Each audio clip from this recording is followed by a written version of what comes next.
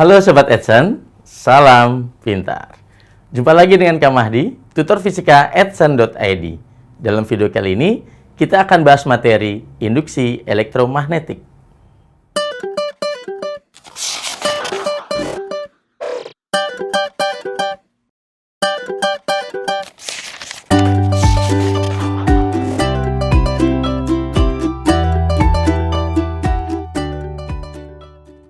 Kali ini, kita akan pelajari tentang GGL induksi. GGL induksi. Di video sebelumnya, kita sudah dapatkan rumus GGL induksi itu adalah minus N d flux magnet per dt. Ya, di sini adalah GGL induksinya di sini. GGL itu adalah gaya gerak listrik ya. Gaya gerak listrik. Sobat Edson bisa lihat pada video ya hukum Faraday dan hukum Lenz ya. Di sini gaya gerak listrik satuannya volt. Dan N adalah banyaknya lilitan. Banyaknya lilitan pada loop. Kemudian di sini adalah kita sebut sebagai flux magnet. Jadi kalau d flux per dt di sini kita sebut sebagai laju perubahan ya flux magnet. Satuannya Weber per sekon. Nah, untuk flux magnet di sini itu adalah rumusnya B kali A. Di mana B-nya adalah kuat medan magnet. Kuat medan magnet. Satuannya adalah Tesla dan A di sini ya, itu adalah luas loopnya ya, yang tentunya yang ditembus oleh medan magnetnya. Ini luas loop. Satunya meter persegi. Oke. Pada video sebelumnya juga kita sudah dapatkan, yaitu kita menghitung GGL induksi itu ketika medan magnetnya, kuat medan magnetnya tetap dan luas loopnya itu berubah. Nah, sekarang di sini karena d flux di sini ya, d flux magnet itu kan artinya D dari B dan A-nya kan, karena di sini flux magnet ini adalah B kali A.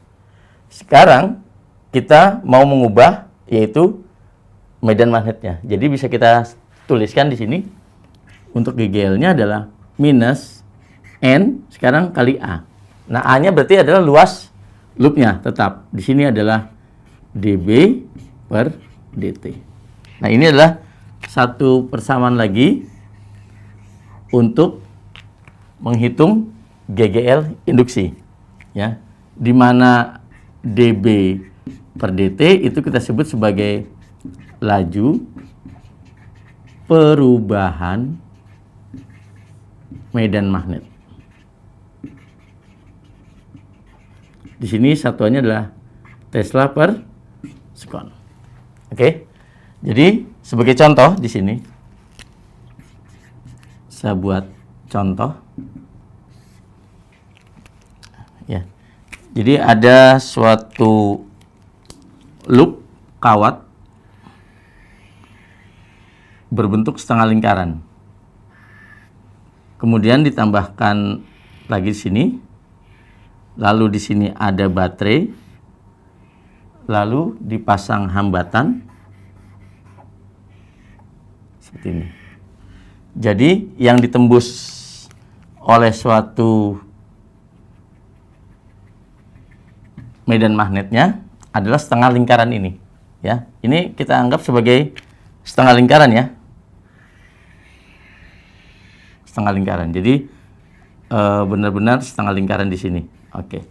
Sekarang arah medan magnetnya di sini itu adalah titik ya. Saya buat titik. Jadi ini adalah medan magnetnya.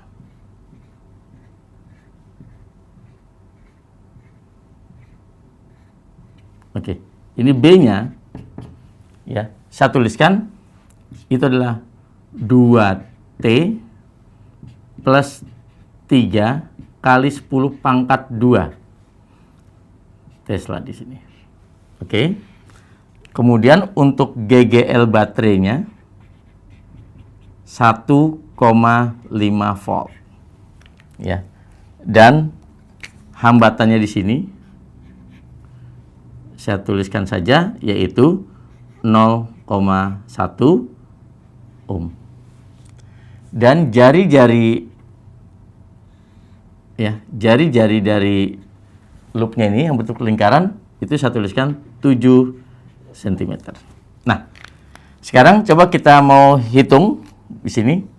Tentukan, bisa saya tuliskan ya, yaitu tentukan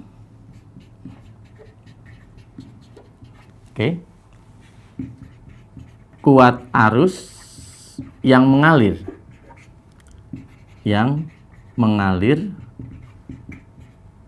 pada hambatan. Nah, di sini. Sekarang coba kita lihat di sini. Pada loop ini, kawat ini kan ditembus suatu medan magnet. Ini ada persamaan 2T plus 3 kali 10 2 Tesla. Artinya kalau ada fungsi T di sini, tentunya B-nya berubah terhadap waktu. Jadi kita gunakan rumus ini. Karena ini hanya satu kawat, maka bisa saya tuliskan N-nya itu 1. 1 ya. N 1. Oke. Kita dB per dt-nya kita hitung dulu di sini. Ini berarti turunan dB terhadap dt. Kita turunkan kan berarti 2 ya. 2. Ini bisa ada 10 kali 10 pangkat 2-nya. Ini satuannya Tesla per sekon sekarang. Nah, sekarang kita masukkan ke sini. Jadi GGL-nya itu adalah N-nya jelas 1 ya. Ini minusnya nggak usah kita tuliskan dulu. A-nya. Nah, sekarang A. A itu adalah luas dari setengah lingkaran itu. Untuk luas penampangnya itu adalah pi r kuadrat. Betul ya? Pi r kuadrat. Kalau saya hitung di sini 22/7 kali 7 kali 7. Ingat mesti sentimeter ya. Jadi luas penampangnya bisa kita coret di sini 154 cm persegi. Sama aja 154 kali 10 pangkat minus 4 meter persegi. Jadi GGL-nya N-nya adalah 1, tidak usah ditulis. A-nya ini 154 kali 10 pangkat minus 4 kali dB per dt ini, dB per dt 2 kali 10 pangkat 2. Maka GGL-nya bisa kita tuliskan berapa? Di sini kali 2 ya. Ini kan udah 154 kali luas dB per dt-nya 2 kali 10 pangkat 2. Berarti berapa? 2 kali 154. Yaitu 3 berapa? 38 kali 10 pangkat minus 2. 308 ya. Ini adalah voltnya. Jadi berapa? 2 angka belakang koma ya. 3,08 volt. Betul? Nah, sekarang coba kita lihat di sini. Maka arus yang mengalir, arus ini kan artinya I induksinya kita perlu cari nih. Coba sekarang. B-nya di sini 2T plus 3. Ketika kita turunkan, ini kan bertambah ya. Kenapa? Ketika dB per dt-nya setiap waktu B-nya bertambah ya. Walaupun turunannya tetap selalu konstan. Ini kan B-nya tiap waktu bertambah. Misalnya 2 detik, maka bertambah. 3 detik bertambah. Artinya B-nya selalu bertambah. Ya. Nah, sekarang berarti bisa dikatakan di sini berlaku hukum Lenz. Berlaku hukum Lenz apa artinya? Jika yang menimbulkannya itu adalah keluar bidang, maka yang hasil dari B induksinya, ini kan B biasa, maka B induksinya itu, ya, B induksinya itu silang. Nah, seperti itu. B induksinya adalah silang, artinya masuk ke bidang gambar. Sekarang untuk mencari arusnya di kawat ini adalah caranya, ya sudah, kita masukkan saja keempat jarinya. Kenapa silang itu masuk bidang gambar? Maka yang ibu jari itu adalah arah arus pada kawatnya. Maka arah arus induksinya seperti ini. Nah, ini arah arus induksinya. Sekarang coba kita lihat untuk arus baterainya. Arus baterainya kan ke kanan. Sedangkan arus induksinya ke kiri. Berarti berlawanan dong, berlawanan. Nah, berarti dengan kata lain berlawanan, maka arus I yang mengalir di sini, ya, berarti selisih dari GGL induksinya. Jadi apa?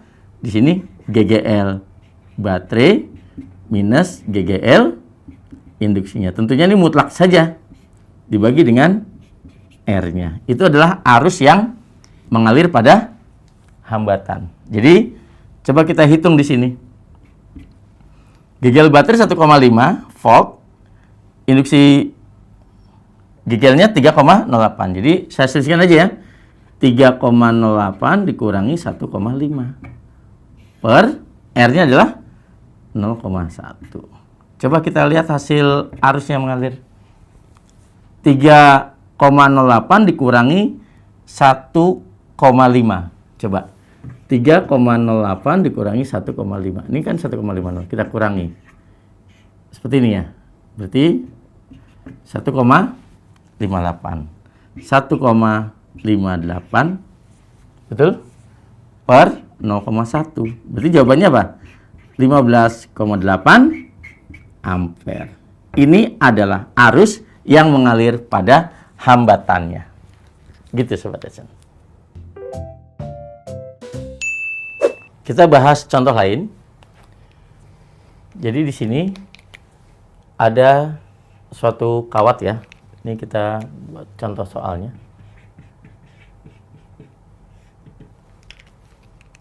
Ada seutas kawat dialiri arus I. Oke. Kemudian ada loop di sini. Berbentuk lingkaran. Oke, berbentuk lingkaran, loop. Digerakkan mendekati kawatnya dengan kecepatan konstan. Ya. Di sini kecepatan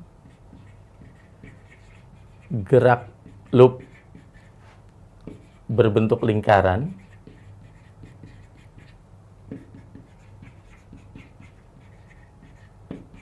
konstan, ya, atau tetap.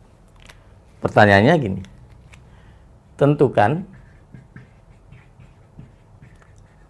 arah, ya, tentukan arah arus induksi pada kawat melingkar. Nah, seperti ini. Sekarang coba kita lihat di sini. Ini ada kawat. Oke, ada kawat.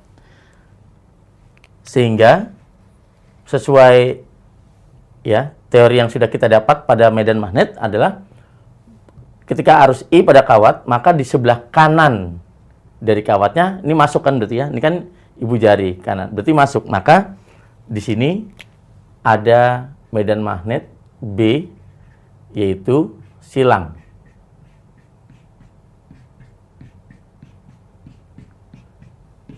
Seperti itu. Betul ya? Silang.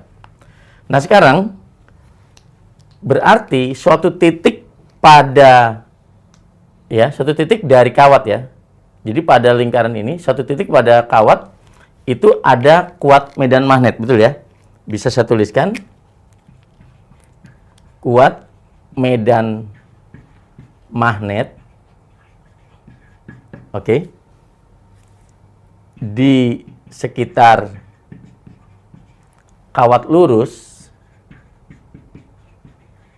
itu bisa saya tuliskan B sama dengan mu 0 kali I per 2 pi A.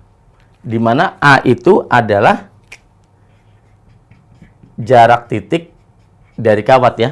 A itu adalah jarak suatu titik dari kawat. Oke. Nah, di sini bisa kita simpulkan kalau ini bergerak mendekati kawat, maka A ini kan mengecil, ya, jarak titik dari kawat mengecil. Kalau mengecil jaraknya, maka kuat medan magnet di loop ini membesar, betul ya? Ketika mendekat kawat lurus panjang, maka pada lingkaran ini medan magnetnya membesar. Nah, di sini bisa kita tuliskan GGL ini kan minus, ya, N, gitu.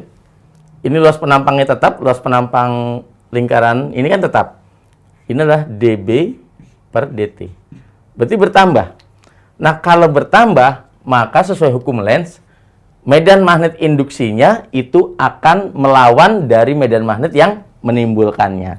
Jadi, pada lingkaran, ya, pada loop lingkaran ini, di dalam sini melawan dari B-nya. Maka, ini B induksinya, saya tuliskan, itu adalah melawan. Jadi, bukan lingkaran ya, titik-titik ya.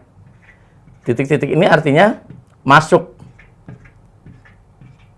Tadinya kan silang masuk, ini titik keluar ya. Keluar bidang gambar maksud saya.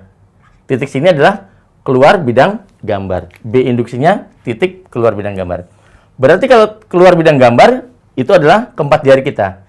Ketika kita keempat jari kita keluar bidang gambar itu, maka pada kawat ini adalah jari arah arusnya, bukan ya. Pada kawat ini adalah arusnya. Jadi ketika kita arahkan di kawat, bagaimana? Kalau begini kan berarti masuk, ini keluar, Maka pada kawat seperti ini. Jadi berlawanan. Ini I induksinya artinya yang ditimbulkan ya, karena ini keluar gitu ya. Berarti arah arus induksinya adalah melawan arah jarum jam. Jadi jawabnya di sini itu adalah arah arus induksi berlawanan dengan arah jarum jam.